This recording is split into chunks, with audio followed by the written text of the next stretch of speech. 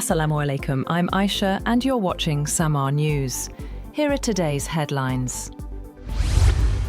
Ukraine's President Volodymyr Zelensky has resumed talks in Berlin with envoys of US President Donald Trump after Washington said progress had been made toward ending the war.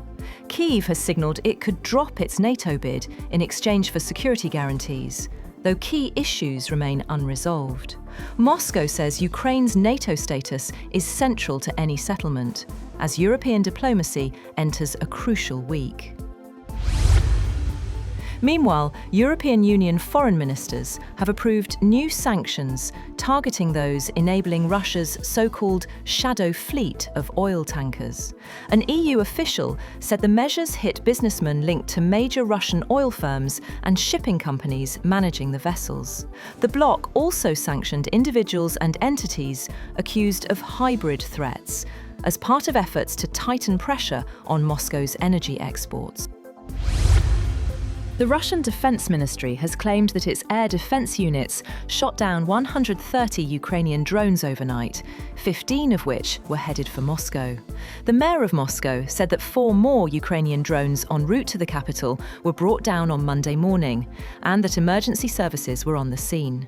The Russian aviation watchdog said that Moscow's Domodedovo and Zhukovsky airports had been forced to suspend their operations, along with a number of other Russian airports in the south of the country.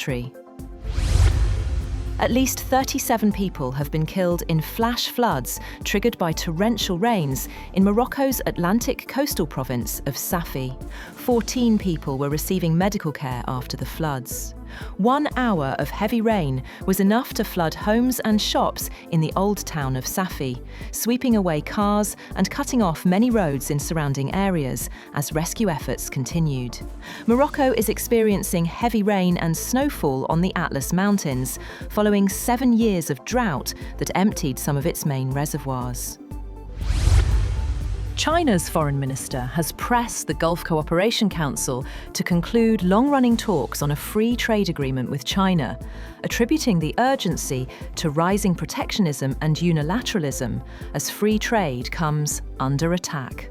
Chinese Foreign Minister Wang Yi said a successful FTA will send a strong signal to the world about defending multilateralism, adding that China was supportive of the bloc strengthening its strategic autonomy and coordination and advancing its integration process.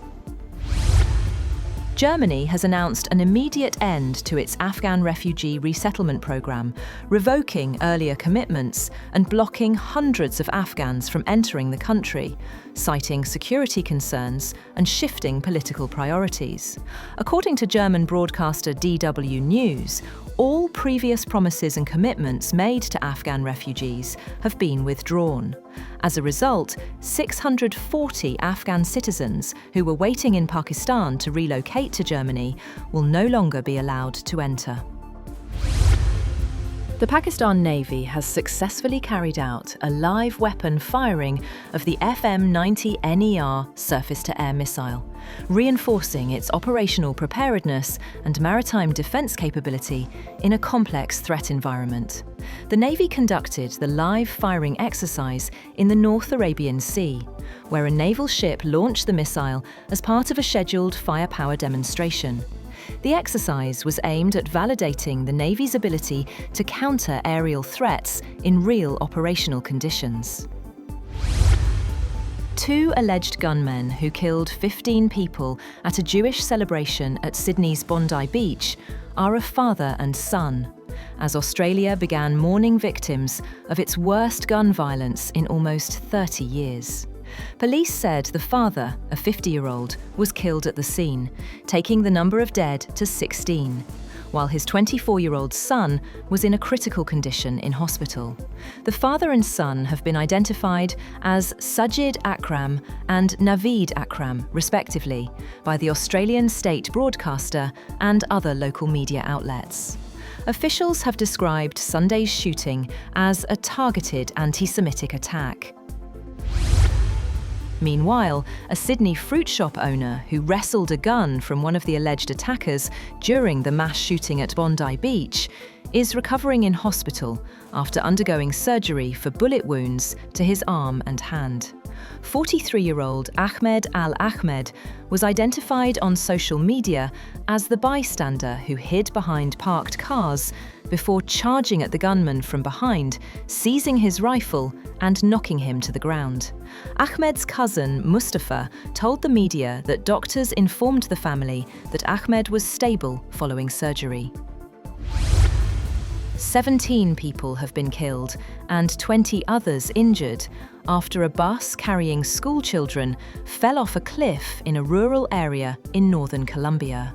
In a post on X earlier, the governor of Antioquia said the bus was traveling from the Caribbean town of Tolú to Medellín after a school trip and was carrying students from the Antioqueño High School.